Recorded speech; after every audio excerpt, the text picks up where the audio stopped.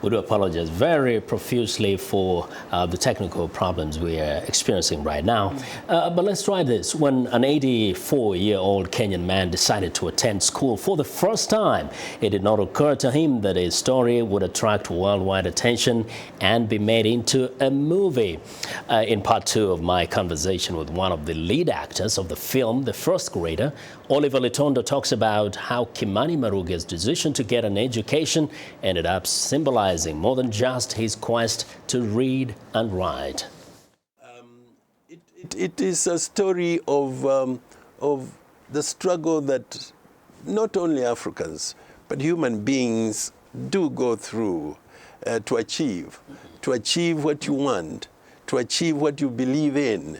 Means struggling. It means determination to get it.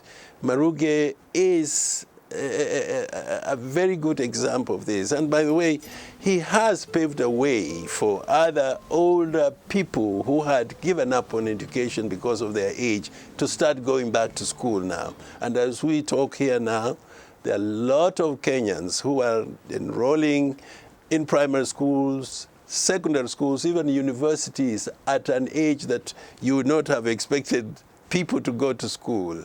So Maruge has inspired these people. He is a symbol of inspiration. And probably didn't even realize how much of an inspiration he was going to be. I'm sure he didn't. He was doing it for himself. He didn't know. But you know, when he came to the UN to talk to the world leaders about education, he said, education is power. The power is in the pen. And without education, and in his one of his dialogues, he said, without education, we are nothing.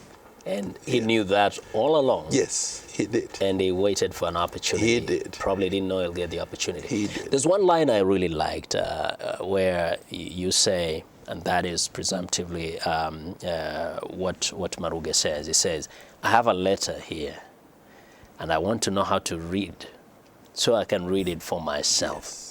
What does it tell us about him?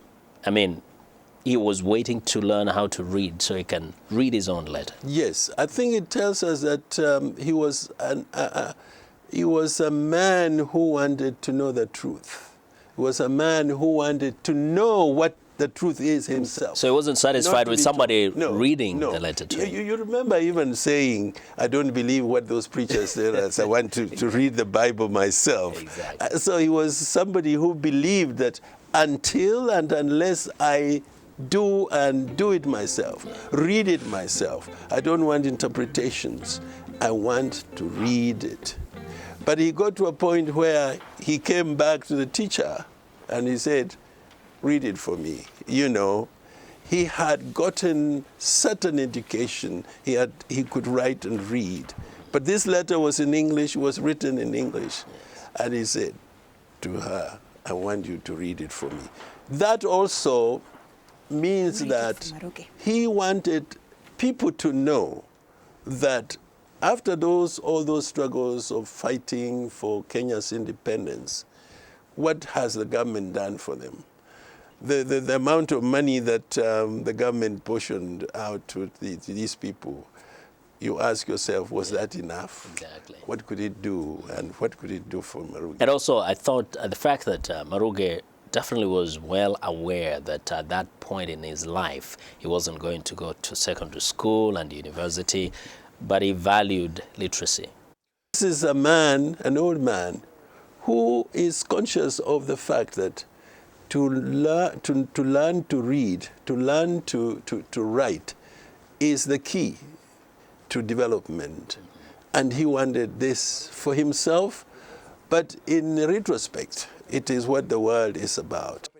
How do we understand each other if we cannot read what others are saying about us, what we are saying about them?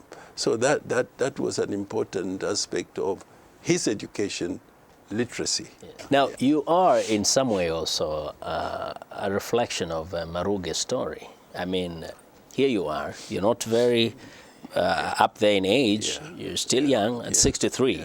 But the question that begs to be asked is, with this kind of talent, why didn't you play a leading role in a movie 25 years ago, 30 years ago? Good question. I had longed for many years to be an actor, but the bits that we did were just peripheral, parts. When movies came to be shot on location in Kenya, we would get small parts, and so no, there was no chance. Kenya had no, even up to now, they don't make films, so we can't have a chance. But we should now have a chance. If they can attract even the films from Hollywood or from Bombay to be made in Kenya, that would be a step in the right direction. They should give incentives. I've met so many people in Hollywood who want to make Kenya a film destination, but they fear that the bureaucracy in getting to make a film in Kenya is so much that they waste time. They go there, they have to give a script to such and such. It takes 3 months to read the script. They have to pay this, they have to pay that, and they rather go to South Africa. That was Oliver Litondo, lead actor in the critically acclaimed film, The First Grader.